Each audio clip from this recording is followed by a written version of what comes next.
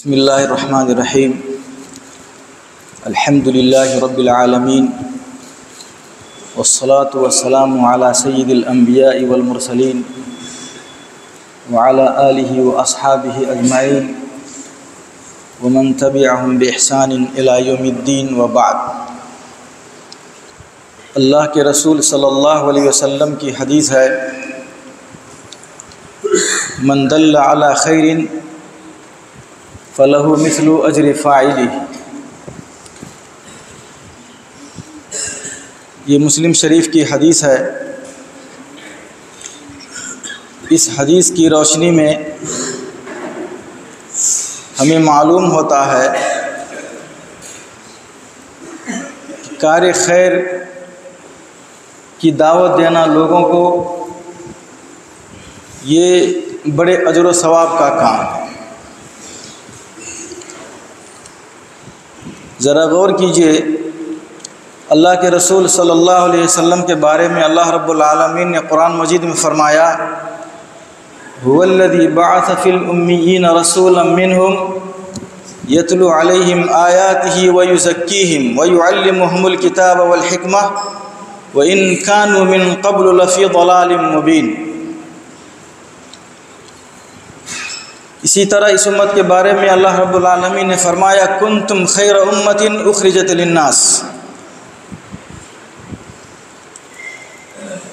تو لوگوں کو نیکی کی طرف بلانا، لوگوں کو اللہ رب العالمین کی طرف بلانا، لوگوں کے بیچ دعوت کا کام کرنا، یہ بہت مقدس پیشہ ہے۔ یہ وہ پیشہ ہے جس کے لیے اللہ رب العالمین نے نبیوں اور رسولوں کو بھیجا۔ یہ وہ پیشہ ہے جس کے لیے اللہ رب العالمین نے سب سے افضل مخلوق محمد صلی اللہ علیہ وسلم کو منتخب فرمایا۔ جس بندے کو اس کی توفیق حاصل ہو جاتی ہے اور وہ انبیاء کے منہج پہ چلنا شروع کر دیتا ہے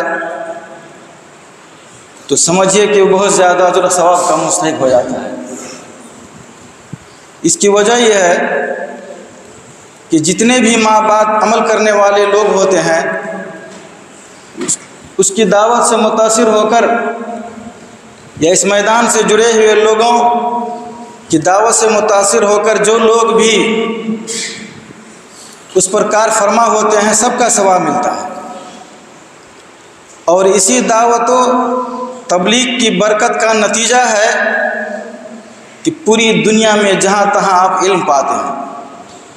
بھلا بتلائیے کہ آج ہم لوگ جو مسلمان ہیں اور صحیح عقیدہ کے حامل ہیں، اگر ہمارے اسلاف کی محنت نہیں ہوئی ہوتی، ان کی قد و کاوش نہیں رہی ہوتی، تو کیا ہم اس نعمت سے محظوظ ہو پاتے؟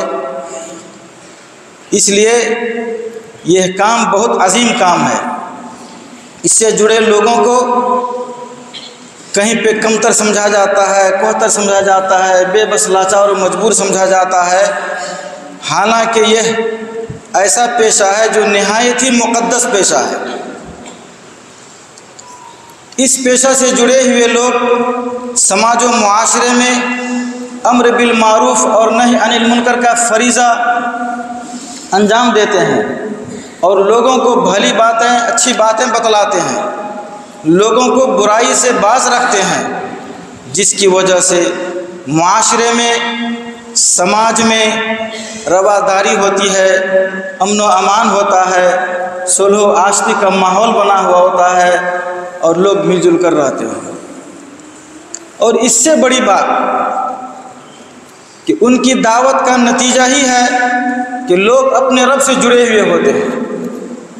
تو اس طرح سے اس میدان میں جو لوگ ہیں وہ اتمام حجت کا بھی کام کرتے ہیں۔ محترم سامعین، میں نے قرآن کی جو آیت تلاوت کی ہے اس پر تھوڑا سا غور کیجئے۔ دعوت و تبلیغ کا اثر کیا ہوتا ہے اور انبیاء کی سیرت و سنت پر عمل کرنے کا اثر کیا ہوتا ہے۔ سورہ جمعہ میں جو آیت ہے اس میں ہے کہ اللہ رب العالمین نے نبی صلی اللہ علیہ وسلم کو امیوں میں سے منتخب کیا، ان پڑھ لوگوں میں سے منتخب کیا، ان کے بیچ دعوت و تبلیغ کے کام کے لیے، تاکہ ان کو کتاب و حکمت کی تعلیم دیں۔ اور اسی آیت کے آخر میں ہے وَإِن كَانُوا مِن قَبْلُ لَفِي ضَلَالٍ مُبِينٍ، نبی کے آنے سے پہلے کھلی گمراہی میں تھے، کھلا گمراہ تھے، سب گمراہ تھے، لیکن نبی صلی اللہ علیہ وسلم کو ان کے بیچ بھیجا گیا، اسلام جیسا مقدس دین دیا گیا، اور اسلام میں ایسی تعلیمات رکھی گئی کہ اس تعلیمات کو اپنا کر جو لوگ نبی صلی اللہ علیہ وسلم کی بعثت سے پہلے کھلا گمراہ تھے، نبی صلی اللہ علیہ وسلم کی سیرت و سنت، اسلامی تعلیمات کو اپنا کر اس مقام پر پہنچ گئے، جس مقام پر پہنچنے کے بعد اللہ رب العالمین نے انہیں خیر امت کا خطاب دیا اور فرمایا کنتم خیر امت اخرجت للناس۔ یہ دعوت و تبلیغ کا اثر ہے، یہ لوگوں کے بیچ نیکی اور بھلائی کا جو حضرات کام کرتے ہیں اس کا اثر ہے۔ اس لیے ہمیں چاہیے کہ اپنی بساط پر اس میدان میں لگے رہیں، اس وظیفہ سے جڑے ہوئے رہیں۔ حضرت ابو امامہ باہلی رضی اللہ تعالیٰ عنہ کی بڑی پیاری حدیث ہے، اس میں وہ فرماتے ہیں کہ اللہ کے رسول صلی اللہ علیہ وسلم نے فرمایا بے شک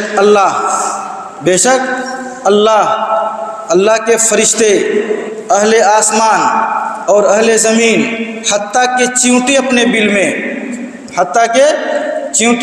بل میں یہ سب مل کر ان کے لیے دعا کرتے ہیں جو لوگوں کو خیر کی تعلیم دیتے ہیں۔ یہ حدیث سنن ترمذی کی ہے، اور اس حدیث کو امام ترمذی نے حسن صحیح کہا اور شیخ البانی نے صحیح کہا ہے۔ تو اتنی بڑی فضیلت ہے اس میدان سے جڑے ہوئے لوگوں کے لیے اور اس پیشہ سے جڑے ہوئے لوگوں کے لیے۔ اللہ رب العالمین ہم سب کی اس کے توفیق دے، اور حسب بساط جہاں تک ممکن ہو سکے ہم لوگ پورے اخلاص نیک نیت کے ساتھ اس کام کو انجام دیں۔ اللہ رب العالمین ہم سب کی کوششوں کو قبول فرمائے، آمین۔ وآخر دعوانا الحمدللہ رب العالمین۔ مشرب مہر و وفا ہے مسلک اہل حدیث، جادہ صدق و صفا ہے مسلک اہل حدیث۔